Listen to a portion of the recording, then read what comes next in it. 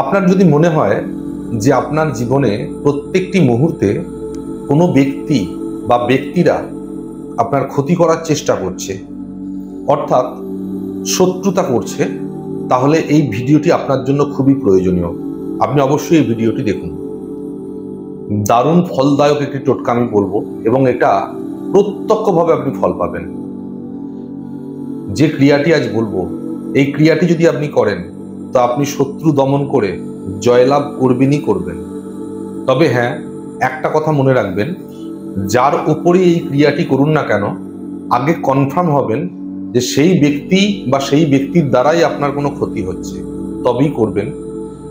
কারণ নিজের ভালোর জন্য অন্যের অযথা ক্ষতি করা উচিত না।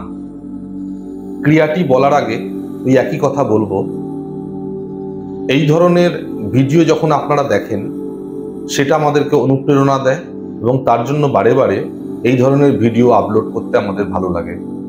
তো অনুরোধ, চ্যানেলটিকে সাবস্ক্রাইব করবেন, বেল আইকনটি দাবিয়ে দেবেন, এবং ভালো লাগলে একটা লাইক করতে ভুলবেন না।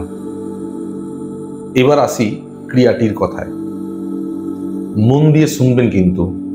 এই ক্রিয়াটি খুব মারাত্মক ক্রিয়া। পরপর 8 দিন আপনাকে এই ক্রিয়াটি করতে হবে। কি করবেন? প্রত্যেক দিন 8টি করে নিম পাতা আপনি জোগাড় করবেন।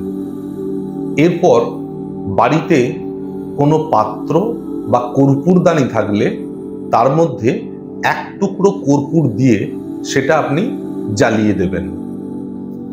আরেকটি পাত্রে খানিকটা সরিষার তেল নিয়ে এইবার এই একটি নিম পাতাকে সরিষার তেলে চুবিয়ে তারপর আপনি এই জ্বলন্ত কর্পূরের উপর ফেলতে থাকুন, এবং ফেলার সময় প্রত্যেকটি বারে ওই শত্রুর নাম মুখে নেবেন এবং মনে মনে ওই শত্রুর ধ্বংসের কথা চিন্তা করে আপনি ওই নিম পাতা একটি একটি করে ওই জ্বলন্ত কর্পূরের মধ্যে ফেলুন।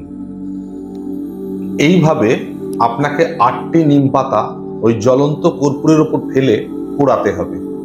এই কাজটি আপনাকে করতে হবে প্রত্যেক দিন সন্ধ্যাবেলা। এইবার এই 8টি নিম পাতা যখন পুড়ে ছাই হয়ে যাবে, সেই ছাইটি আপনি সেদিন রেখে দেবেন। পরের দিন সকালবেলা সেই ছাইটি কোনো পুকুরে আপনি বিসর্জন দিয়ে দেবেন। 8 দিন যদি আপনি এই কাজটি করতে পারেন, আমার কথা মিলিয়ে নেবেন, শত্রু আপনার ক্ষতি করা তো দূরস্থ, আপনার ক্ষতি করার কথা চিন্তাও করবে না।